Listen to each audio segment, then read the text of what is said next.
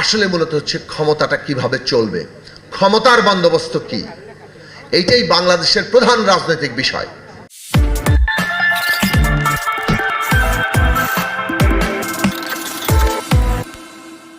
বাংলাদেশে 14 এবং 18 সালের নির্বাচন করা যায়।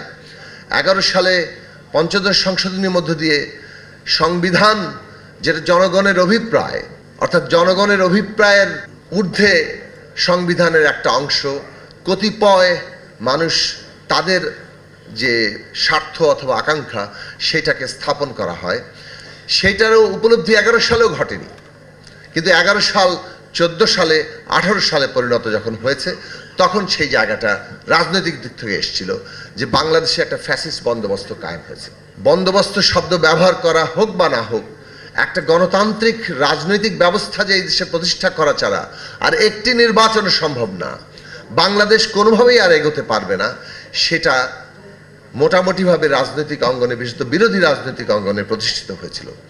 যে কারণে রাষ্ট্র ব্যবস্থার গণতান্ত্রিক রূপান্তর কিংবা সংস্কার কিংবা মেরামত, বিভিন্ন ভাষায় রাজনৈতিক দলগুলো এই জায়গায় এসেছিল যে বাংলাদেশটাকে রাষ্ট্র ব্যবস্থাগতভাবে বদলাতে হবে। কেবল সরকার পরিবর্তন বাংলাদেশকে আর কোনো সমাধান এনে দেবে না। অন্তর্বর্তী সরকারও গ্রহণ করেছেন যে বাংলাদেশে একটা নতুন রাজনৈতিক বন্দোবস্ত তৈরি করতে হবে। কি সেই বন্দোবস্ত, সেটা অত্যন্ত পরিষ্কারভাবে আমাদের সামনে আসা দরকার। আমরা জাতীয়ভাবে এবং নিশ্চয়ই আন্তর্জাতিক পরিপ্রেক্ষিতেই একটা সন্ধিক্ষণে দাঁড়িয়ে আছি। নতুন রাজনৈতিক বন্দোবস্ত মানে একটা গণতান্ত্রিক রাজনৈতিক বন্দোবস্ত, এইটা বাংলাদেশে স্পষ্ট করে উচ্চারণ করা দরকার।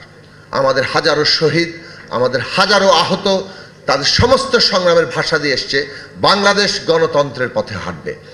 আর কোনো রকম কোনো মতাদর্শ দিয়েই একটা স্বৈরতান্ত্রিক কিংবা ফ্যাসিবাদী ব্যবস্থায় বাংলাদেশ আর যাবে না। এই জায়গা বটম লাইন পরিষ্কার হওয়া দরকার। আমরা যখনই একটা বন্দোবস্তের কথা বলছি, আসলে মূলত হচ্ছে ক্ষমতাটা কিভাবে চলবে, ক্ষমতার বন্দোবস্ত কি, এইটাই বাংলাদেশের প্রধান রাজনৈতিক বিষয়।